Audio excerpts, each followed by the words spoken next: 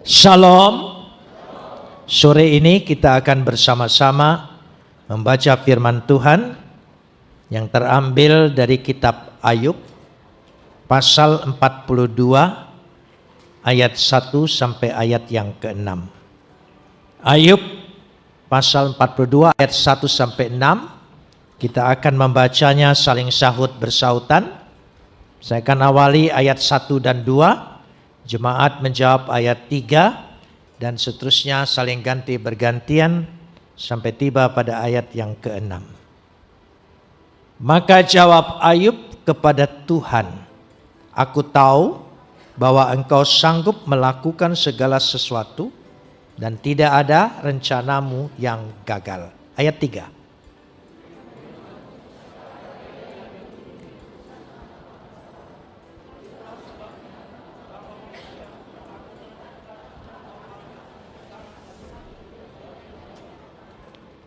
Firman-Mu dengarlah, maka akulah yang akan berfirman.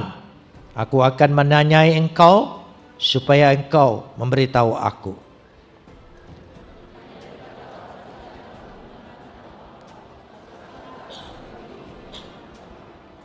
Oleh sebab itu aku mencabut segala perkataanku, dan dengan menyesal aku duduk dalam debu dan abu. Kapot leha Adonai Elohenu kapot leha. Segala kemuliaan ya Adonai Tuhanku, kemuliaan bagimu. Saudara yang dikasihi Tuhan, saya percaya jemaat pasti hampir semua mengetahui kisah Ayub. Ayub orang yang taat beragama, beribadah, termasuk orang yang saleh. Tetapi Tuhan izinkan dia mengalami kesengsaraan, penderitaan dalam hidupnya. Hampir tidak masuk akal. Dan ketika Ayub dalam masa itu, makanya kisah Ayub akan mengungkapkan begitu banyak rahasia kehidupan. Hidup itu ada dua hal. Ada realita, ada kenyataan. Dan ada misteri, ada rahasia. Yang kita rencanakan seringkali tidak selalu terjadi. Kita berusaha rencana baik-baik, tapi diizinkan oleh Tuhan hal-hal yang tidak kita inginkan terjadi. Tidak ada orang yang ketika menikah merencanakan untuk bercerai. Tapi realitanya seringkali banyak pernikahan dan perkawinan kandas dengan perceraian. Itu realita. Kenapa ini diizinkan? Baru menikah, pasangannya meninggal. Keluarga baik-baik, punya anak yang cacat. Kenapa? Seringkali kita mencoba mencari jawaban. Tapi segala persepsi kita, ataupun ketika kita mendengar penderitaan orang lain, kita mencoba memberi nasihat. Tapi ternyata nasihat kita itu keliru. Karena kita tidak mengalami. Makanya ketika ada penderitaan dan ada yang datang kepada saya sebagai pendeta, saya tidak punya komentar. Kecuali berdoa dalam hati, Tuhan, Engkau yang menghibur, Engkau yang memberikan jawaban. Karena kita tidak sanggup mengungkapkan rahasia-rahasia itu. Ayub punya 3 teman yang sangat beragama, percaya Tuhan. Punya tingkat ilmu yang sama tinggi dengan Ayub. Bildad, Sofar, semua teman-temannya itu, Elifas, hebat-hebat. Dan mencoba memberikan nasihat kepada Ayub. Dan Ayub mencoba membela diri. Kenapa ini terjadi? Kenapa ini Tuhan izinkan?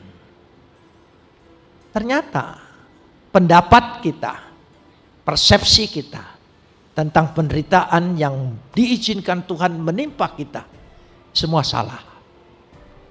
Semua salah. Tidak ada yang tepat. Karena siapa yang punya pengalaman hidup? Siapa? Tidak ada seorang pun punya pengalaman hidup untuk besok kan? Apa yang bakal terjadi besok hari Senin? Mau tua, mau muda, tidak ada yang tahu. Berarti hidup itu belajar. Karenanya kita tidak merancang hidup kita ini. Siapa yang merancang kita hidup lahir dari keluarga ini? Kita tidak bisa memilih. Yang punya rencana tentang hidup Tuhan. Jadi hanya Tuhan yang tahu rahasianya. Bacaan kita ini dalam perikop ayat 1 sampai 6, ayat 1 dan 2-nya adalah kesimpulan. Ayat 3 sampai 6 adalah persoalan.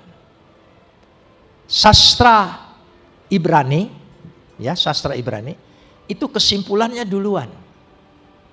Cara bahasa Indonesia, tata cara bahasa Indonesia, kesimpulan selalu di belakang. Kalau Ibrani enggak. Karena itu kalau saudara membaca Mazmur, ayat 1 dan 2 itu kuncinya, kesimpulan. Dari situ. Kadang-kadang judul. Jadi kita ingin bahas, langsung masuk pada ayat yang ketiga. Firman-Mu, siapakah dia yang menyelubungi keputusan tanpa pengetahuan? Seringkali pengertian kita, ketika kita mencoba mencari jawaban untuk menemukan kenapa ini terjadi dalam diriku, seringkali justru itu menyelubungi maksud Tuhan, rahasia Tuhan. Karena kita mendahulukan pendapat kita. Ada orang dengan gampang berkata, oh ini ikatan kutukan masa lalu. Oh ini dosa orang tua yang harus dia tanggung. Tidak demikian. Ada rahasia yang kita tidak mengerti. Saya kasih contoh untuk memudahkannya. Ketika saya percaya Yesus sebagai juru selamat dan Tuhan saya berpikir saya akan melayani Tuhan. Lalu gereja dan saya mempersiapkan diri untuk melayani Tuhan, pergi sekolah pendeta di Batu Malang. I3, Institut Injil Indonesia, Batu Malang. Tapi baru sekolah 7 bulan, tepatnya 15 Juni tahun 74, saya ditangkap. Karena kesaksian-kesaksian saya sebelum masuk sekolah, menyaksikan mengapa Yesus Juru Selamat dan Tuhanku.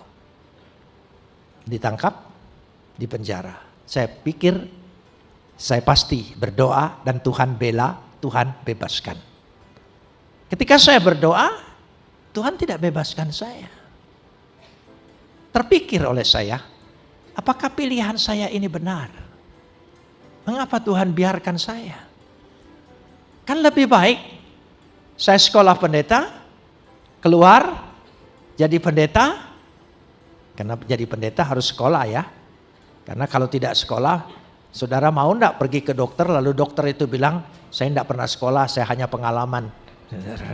Mungkin saudara tidak akan mempercayakan. Jadi begitulah saya pergi sekolah. Tapi nyatanya tidak. Tuhan izinkan saya di penjara. Lalu saya bertanya, buat apa? Setelah itu di penjara pada waktu itu ditahan oleh Kopkamtib. Karena saya dituduh subversif.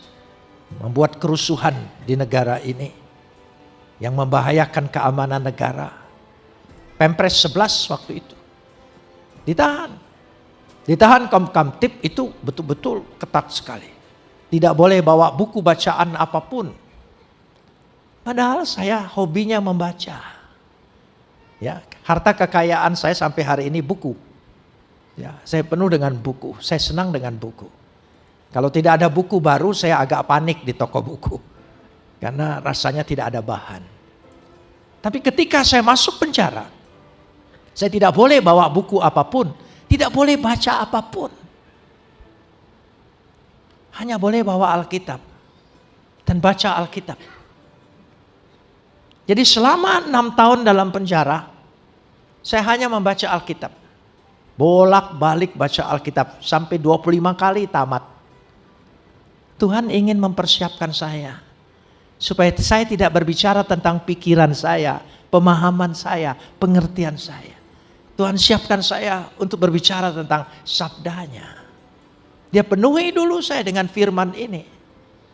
Kesempatan saya membaca 25 kali tamat baca Alkitab. Barangkali saudara menjadi Kristen tapi belum pernah tamat 1 kali pun baca Alkitab. Saya doakan supaya ada waktu di penjara. Supaya bisa baca. Loh, bukan hanya penjara. Mungkin sakit. Mungkin juga kesusahan. Ketika penderitaan datang, saudara diingatkan kepada Tuhan dan mulai kembali membaca Alkitab.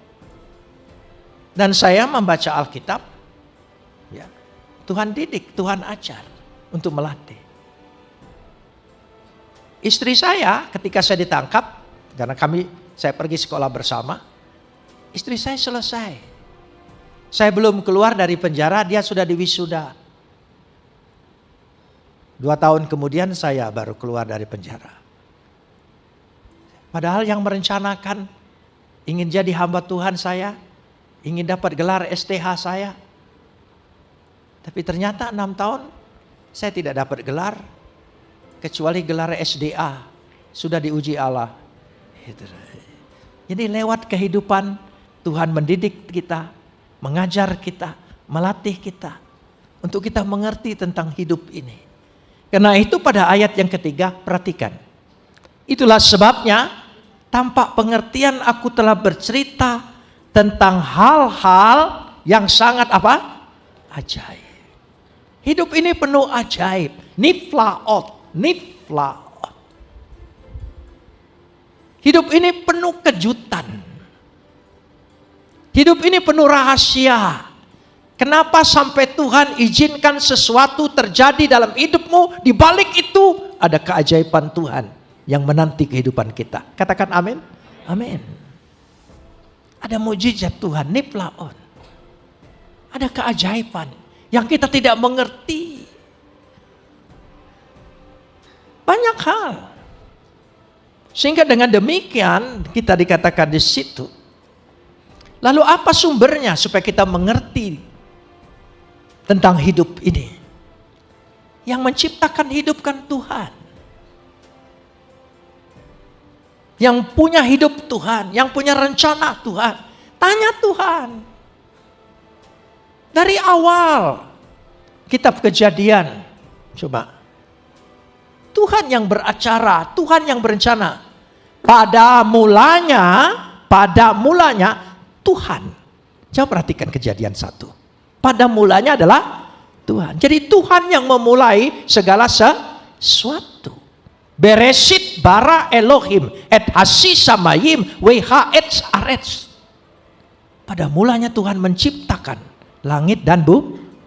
Tuhan. Karena itu pada ayat yang keempat, coba perhatikan. Ayat yang keempat, coba simak dengan baik. Kita mau baca bersama. Ayat 4. Firman-Mu dengarlah, maka akulah yang berfirman. Tuhan yang berfirman. Dengar. Ya. We anohi adaber. We anohi, aku yang berfirman. Aku yang berencana. Aku yang punya kehidupan ini. Tanya aku. Kalau memang engkau mengerti tentang hidup, Tuhan menantang. Aku akan menanyai engkau dan engkau kasih tahu aku. Coba perhatikan ayat 4. Aku akan menanyai engkau supaya engkau memberitahu aku. Apa yang kita bisa nasihatkan kepada Tuhan? Tuhan, aku ingin hidup begini. Kita berencana. Kita kuliah, kita pilih jurusan. Sebab kita pikir jurusan inilah yang akan menjadi penopang hidupku. Ternyata kita diterima kerja, jurusannya beda. Ya, jurusannya A, diterima kerja di B, rezeki datang dari C. Heran sekali. Tak ku mengerti hidup ini. Tapi itulah rahasia. Jadi jangan cepat-cepat mengambil kesimpulan dalam kehidupan sesuatu yang terjadi dalam hidup kita yang tidak kita inginkan. Jangan cepat-cepat mengambil kesimpulan. Di balik itu semua ada keajaiban yang Tuhan siapkan bagi kita. Amin. Ya, hidup ini penuh keajaiban, kejutan, niflaot. Jadi firman Tuhan itu, firman Tuhan yang bisa memulai segala sesuatu. Firman Tuhan. Jadi kalau ingin mengerti rahasia kehidupan, baca Alkitab. Alkitab ini penuh sekali kisah hidup. Kisah hidup. Hidup Adam dan Hawa. Hidup orang pilihan Tuhan. Semua kisah hidup. Karena itu Alkitab ini bukan doktrin, bukan wacana, bukan hasil pemikiran, bukan konsep. Dia peristiwa. Peristiwa itu berarti sesuatu yang terjadi. Hidup ini juga sesuatu peristiwa. Karena itu kita baca Alkitab minta mengerti. Alkitab mengungkapkan rahasianya luar biasa.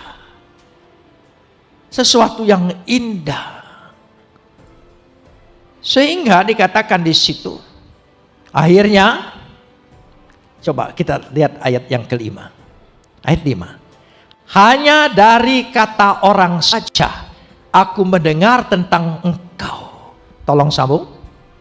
Tetapi sekarang, ya, selagi segala sesuatu yang kita dengar kata orang tidak berarti. Tapi ketika kita mengalami sendiri, pengalaman itu, saudara akan menyatakan Tuhan itu ada, Tuhan itu hidup. Bukan konsep, bukan teori, bukan wacana, bukan kata orang, tapi lewat pengalaman kita. Sehingga Tuhan memberikan sesuatu dalam hidup ini. Lewat itulah. Karena itu media Tuhan hidup kita. Jadi sesuatu yang indah terjadi dalam hidup ini, sesuatu yang tidak kita inginkan terjadi, kita belajar dari situ. Banyak sekali. Kadang-kadang hidup ini kita sulit mengerti, tetapi percayalah, rencana Tuhan tidak pernah gagal dalam hidup kita. Dia punya keindahan. Akhirnya Tuhan izinkan. Saya kasih contoh begini. Saya di penjara itu banyak pindahnya. Karena diperiksa teperda, teperpu, laksusda, laksuspus. Ya laksus, kodam sana, kodam sini. Periksa saya semua. Satgas intelijen, periksa. Tim, semua tim. Periksa. Judulnya hanya satu. Apa sebab menjadi Kristen? Karena melihat aktivitas saya, pengetahuan saya, keluarga saya, latar belakang saya, mereka sulit mengerti mengapa saya bisa jadi Kristen. Saya bilang karena baca Alkitab. Memang betul saya menjadi Kristen itu tidak pernah berdiskusi dengan orang Kristen, berjumpa dengan orang Kristen. Saya waktu dulu sebelum menjadi Kristen, kalau lewat depan gereja, saya nolehnya ke tempat sini. Nggak mau saya noleh ke gereja. Karena muka saya 40 hari berkatnya hilang. Nah, gitu. Itu kepercayaan saya. Jadi karena itu tidak mungkin bisa berjumpa dengan orang Kristen. Tapi karena baca Alkitab. Bagaimana bisa membaca Alkitab? Waktu saya di Bandung, saya salah satu ketua Kesatuan Aksi Pemuda Pelajar KAPI Konsulat Jawa Barat. Dan memberantas Orde Lama, PKI, dan sekaligus saya memberantas gereja. Banyak gereja yang saya rusak dan dibikin susah. Pernah di Kebon Jati, Jalan Kebon Jati di Kota Bandung, itu ada gereja namanya GKI. Kami pernah serbu ke sana. Mau kami bakar karena isinya ya. Tapi kita datang ke sana bukan hari Minggu, jadi kosong. Kita mau bakar nggak jadi. Karena di depan gereja itu banyak warung-warung masyarakat. Dia bilang jangan dibakar, nanti kami ikut terbakar. Saya bilang kalau begitu kita bakar isinya saja. Keluarkan semua di halaman. Teman-teman tidak sanggup mengeluarkan karena kursi GKI zaman dulu itu berat-berat semua. Ya, jadi antara depan sama belakang menyatu. Saking jengkelnya saya, sudah buku-bukunya saja.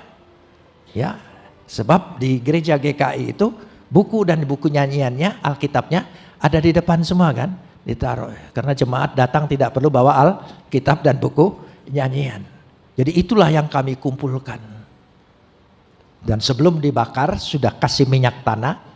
Saya bilang tolong ambil satu kitabnya.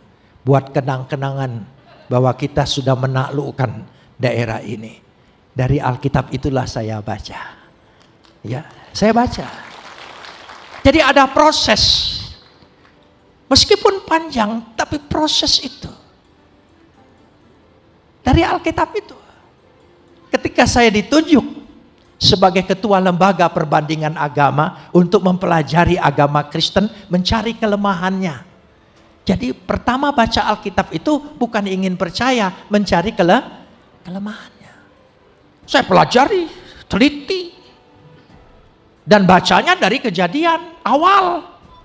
Saya belum pintar baca seperti orang Kristen. Orang Kristen sudah pintar baca Alkitab. Baca ayat ini loncat ke sini, baca ayat sini loncat ke sini. Maka seumur hidup tidak pernah tamat. Bacanya loncat-loncat saja.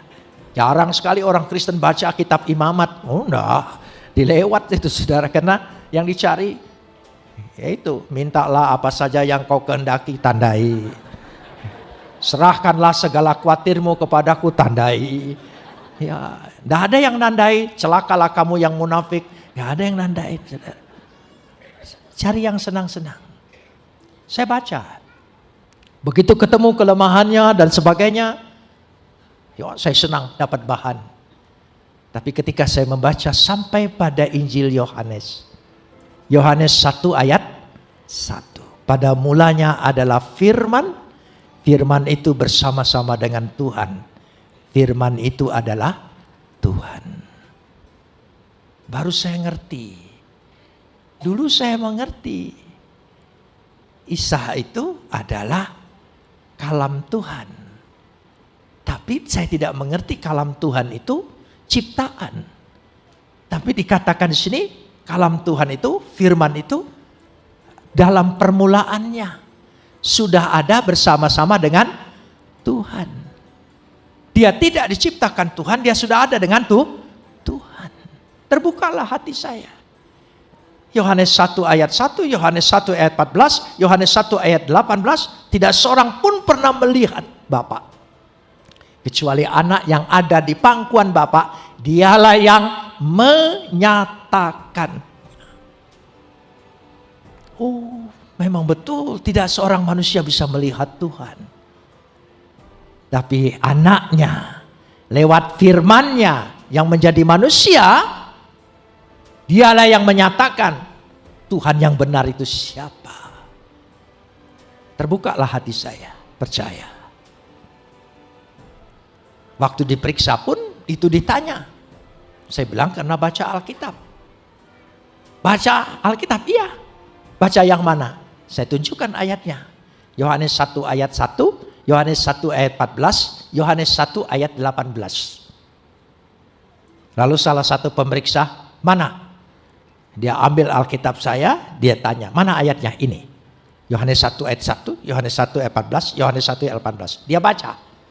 Setelah dia baca, dia ngomong begini, saya nggak jadi Kristen. Saya baca yang kamu baca, saya tidak jadi Kristen. Kamu bilang karena baca ini, ngomong yang benar katanya, yang masuk akal. Iya, saya bilang, saya baca ayat itu saya menjadi Kristen. Lalu dia marah, saya baca juga. Kenapa saya tidak jadi Kristen? Oh beda Pak, saya dipilih, Bapak tidak. Oh iya. Amin. Kalau kita percaya, itu bukan hebatnya kita. Karena Tuhan sudah memilih kita. Bersyukurlah. Kita tidak terlalu bagus, tidak hebat-hebat benar sih sebagai orang beragama. Tapi bisa percaya, bisa terbuka hatinya. Itu karena Tuhan memilih kita. Kalau bukan pilihan Tuhan, tidak mungkin. Banyak orang tidak mengerti. Kok Tuhanmu itu ada bapak, ada anak. Mana ibunya, mana bidannya. Bapak dan anak itu hanya istilah. Bukan menyatakan hubungan biologis. Bukan.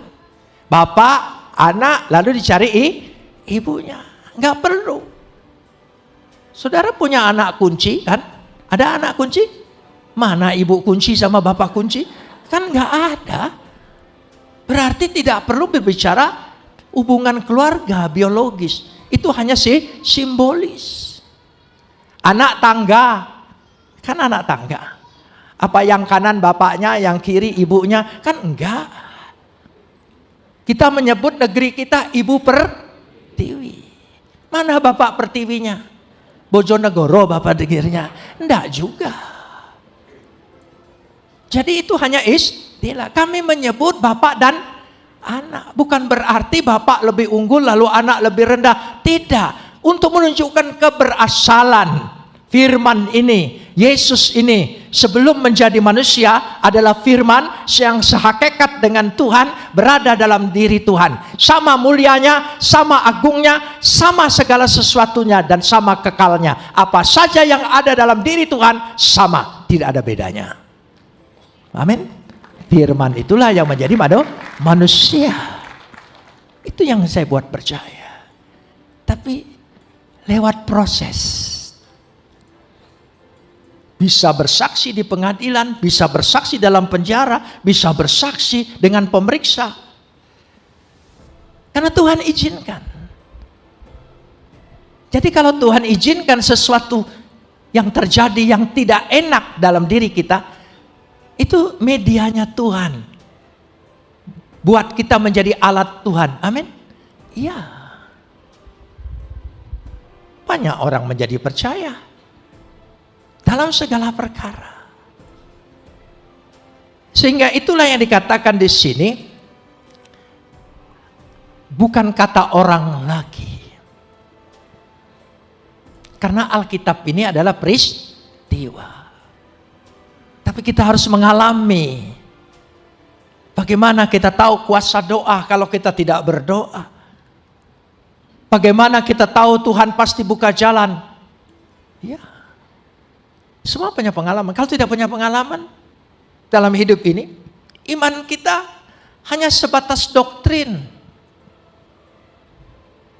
Di penjara sering datang ibadah-ibadah berbagai gereja. Tapi dalam ibadah itu saya ikutin semua.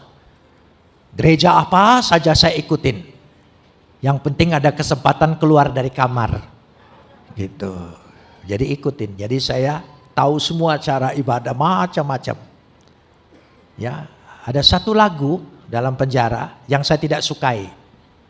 Paling tidak suka. Waktu itu.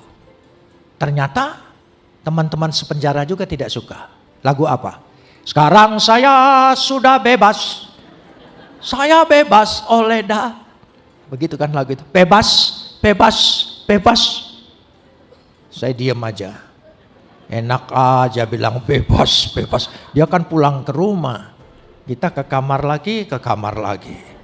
Loh, iya, kata bebas itu kata paling keramat bagi orang dalam penjara. So begitu nama kita dipanggil, bebas. Keramat betul. Jadi saya tidak nyanyi. Saya pelototin aja pemimpin pujiannya. Bebas, bebas. Rupanya seluruh teman-teman juga melototin dia. Nah, wajah orang dalam penjara agak lebih menyeramkan. Sehingga orang dari luar penjara agak takut. Jadi dia berhenti, dia ganti lagu. yang paling favorit dalam penjara. Lagu apa? Ku tahu Tuhan pasti buka jalan. Oh, pintu penjara mau dibuka. Itu lagu favorit. Saudara tertawa karena saudara tidak pernah masuk penjara. Kalau saudara masuk penjara, saudara tahu artinya itu. Ya, luar biasa. Begitulah caranya. Sehingga cara Tuhan mendidik, mengajar kita terus. Saya kalau di penjara itu suka dipindah-pindahin. Karena periksa sana, periksa sini. Kalau di Jakarta saya ditahan di Kopkamtib dan ditaruh juga di RTM Budi Utomo, Jalan Budi Utomo, RTM, Rumah Tahanan Militer, kumpul semua. Ya di sana. Setiap pindah, ya dikawal, dan saya diborgol. Diborgolnya bukan begini, diborgolnya satu di tangan saya, satu di tangan penjaga. Jadi berdua begitu. Saya bergerak, dia bergerak. Saya jalan, dia jalan. Saya duduk, dia duduk. Naik pesawat, pindah ke Jakarta. Ya, di pesawat, saya mau ke WC. Nggak dilepas. Dia ikut. WC pesawat kan kecil. Jadi dia satu kaki di luar, satu kaki di dalam. Dia ikut. Saya sedih. Kayaknya tidak adil. Masa dia enggak pikir sih? Ya, di pesawat mana mungkin saya melarikan diri kan? Emangnya saya mau terjun mati kan? Ya enggak mungkin. Tapi tetap aja. Sampai duduk lagi. Saya merenung. Tuhan memberikan pengertian. Menghibur saya. Borgol itu artinya Immanuel. Tuhan beserta kita. Kemanapun engkau pergi, aku tidak pernah lepaskan. Aku selalu ada bersama engkau. Terhibur saya, senyum saya. Penjaganya tanya, kenapa senyum-senyum? Ini arti Immanuel, Pak. Jadi saya mulai injilin dia. Dia kan tidak bisa lari. Dia harus dengar. Ya. Paling enak penginjilan dalam penjara. Orang berharap pertolongan Tuhan. Enak sekali. Ya. Memberitakan Injil itu ada 3 tempat yang paling enak. Penjara, rumah sakit, di tempat orang mati. Tempat orang mati khotbah paling semangat. Lihat tuh. Kalau sudah begitu, udah ingat Tuhan, ayo. Wah enak sekali saudara. Gitu. So, kalau di orang mati itu tidak boleh dihibur dalam arti begini. Ini pasti masuk surga. Siapa bilang? Hidupnya kita tidak tahu. Kalau dia percaya Yesus, dia pasti masuk surga. Saya percaya. Satu-satunya pengharapan kita adalah kepastian. Karena itu pasti, tidak ada mudah-mudahan. Ya, kalau mudah-mudahan dari dulu juga mudah-mudahan saya. Ya, adalah sebuah kepastian. Dari situlah. Nah, karena persepsi pendapat tentang segala suatu penderitaan yang menimpa Ayub, ternyata dia keliru.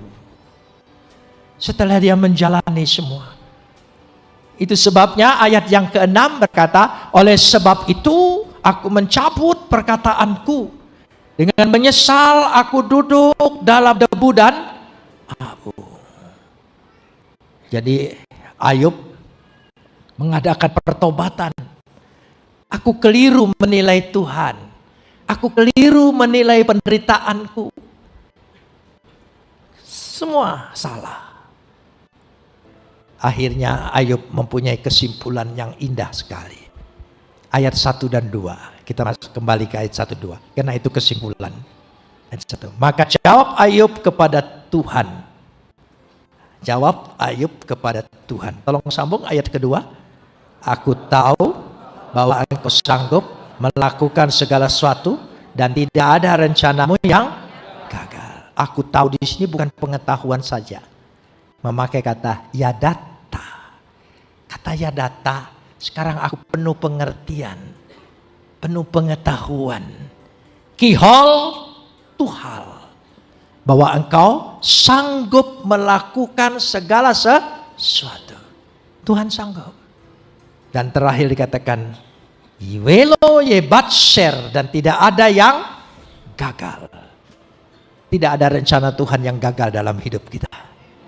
Tetap Tuhan memakai saya, tetap saya menjadi hamba Tuhan. Pada akhirnya saya tetap mendapat gelar dari Biola University. Ya, saya dapat kesempatan. Tuhan buka jalan. Semuanya itu rencana Tuhan, tidak ada yang gagal. Luar biasa. Saya bersyukur dengan Tuhan. Tuhan berikan kesehatan, Tuhan beri kekuatan. Terakhir 5 Februari yang lalu saya diperiksa total, semua sehat. Gak ada sakit. Umur saya 78 tahun. Ya. Tapi dokter bilang, ahli jantung, Brigjen Ismi, ahli jantung dari Rumah Sakit Gatot Subroto, Rumah Sakit Kepresidenan, yang meriksa saya. Saya iri dengan jantung Bapak, lebih sehat dari jantung saya, dokter. Luar biasa. Jangan tepuk tangan dulu. Ada proses 6 tahun dalam penjara. Ya, jangan lihat kesimpulannya, ya. Lihat harga yang sudah harus dibayar. Jangan lihat suksesnya Yusuf, tapi lihat proses Yusuf. Ya, dibuang ke sumur, masuk penjara, baru jadi perdana menteri. Lihat prosesnya. Saudara sedang diproses oleh Tuhan lewat kesusahanmu. Percayalah, tidak ada rencana Tuhan yang gagal. Katakan amin. Ya, sekali lagi, tidak ada rencana Tuhan buat saya yang gagal. Saya pasti menikmati apa yang Tuhan rencanakan.